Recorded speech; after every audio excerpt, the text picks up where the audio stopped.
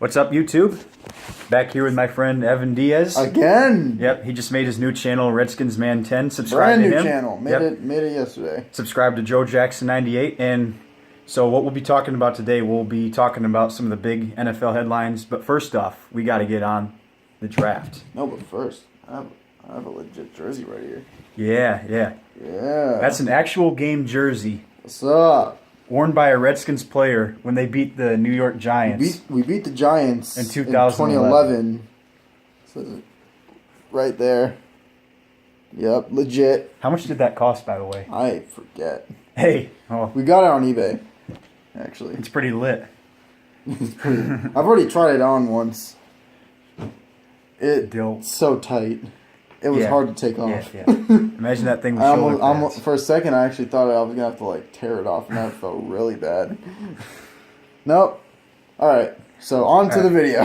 Yep. So I got on the first two picks from the Detroit Lions. You already know my thoughts about them.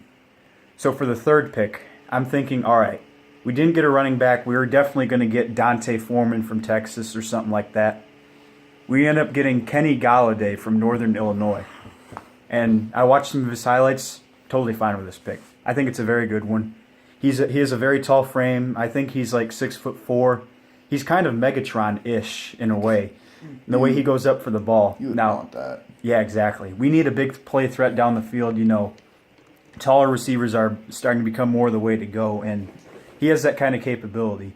Now, does he have some weaknesses? Sure. Like they say, his route running is not the best, but I think they're correctable mistakes, and if you can go up and get the ball, torch defensive backs, especially with defensive backs getting shorter and shorter. Notice how there are no running backs here. Exactly. I'll get to that.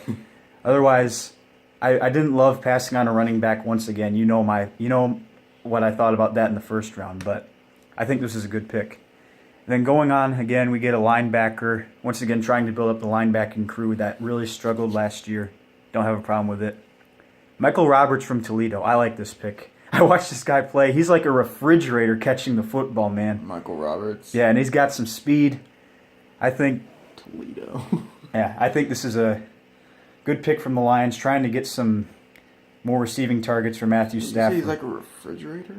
The way he looks, yeah. He's just big and buff. All right, fine. Let's look at his... Let's see his frame. 6'4", 261. Yeah, okay. Refrigerator it is. Yeah.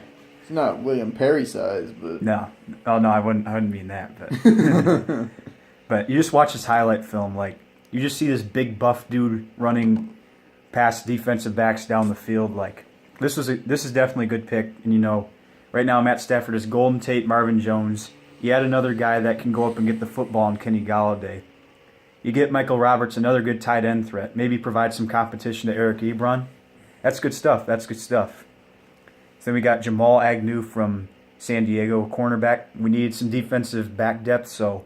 What is it with Michigan and their weird names? I don't know. Seriously, look at the top players for Michigan this year. Taco, Jabril. Taco, Peppers, Butt. Tacos, Peppers, Butt. Make it. That's true. And Man, Jake, I'm about to make that a Madden character. Yeah. We gotta keep this thing G-rated, but I have some good jokes for Jake Butt. No. And Trevor Siemian. Oh. All right. Hey, all right. If you're G-rated. Yeah. Hey, we'll keep it that way. Anyway. We needed to build up our defensive back depth, so I like this pick.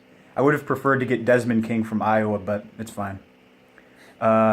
Jeremiah Ledbetter from Arkansas. All right, he's kind of obscure, but I guess they felt the need to get a defensive lineman, but I don't think defensive end's a real problem with us.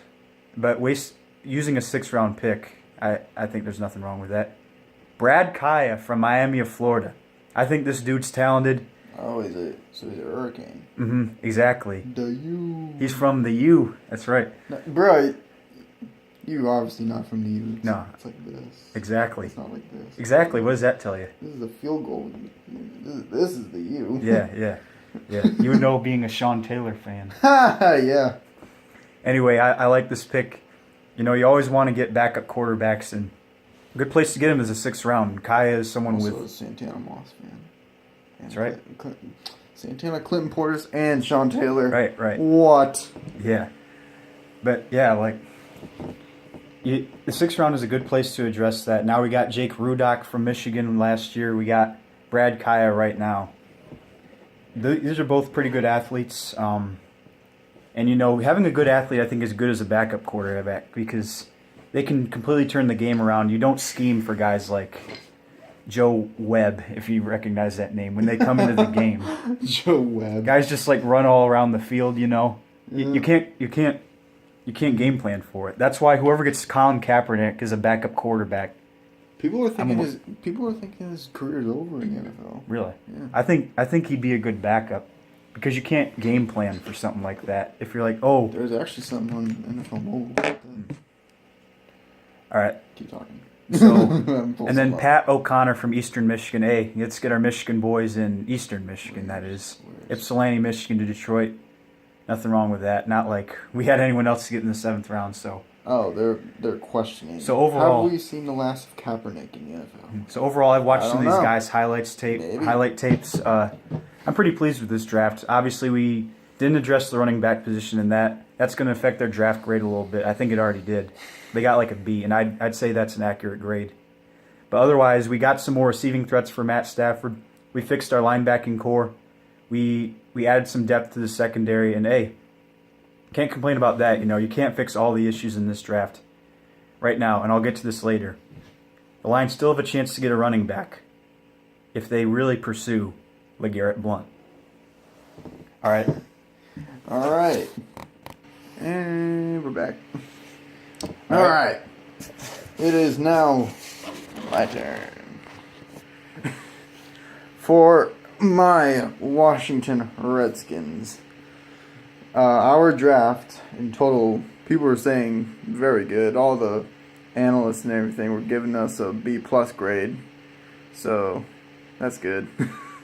I would agree with that. It's something for good that's happened for once in my life. And I like the variety of positions too. Oh yeah, we Look at got a lot of players. We had 10 in total. that. Yeah. So obviously, I already went over the first few rounds. The 2 Alabamas, Allen and Anderson. I just realized both their last names started with A. I know. But Alabama. Double A. Yep. Double A. Mhm. Alabama. Should be quadruple A. I don't know. Oh yeah. So Jonathan Allen. I already said in the other video how I wanted Jabril Peppers. I'm getting over it. I watched Jonathan Allen's highlights and he's good.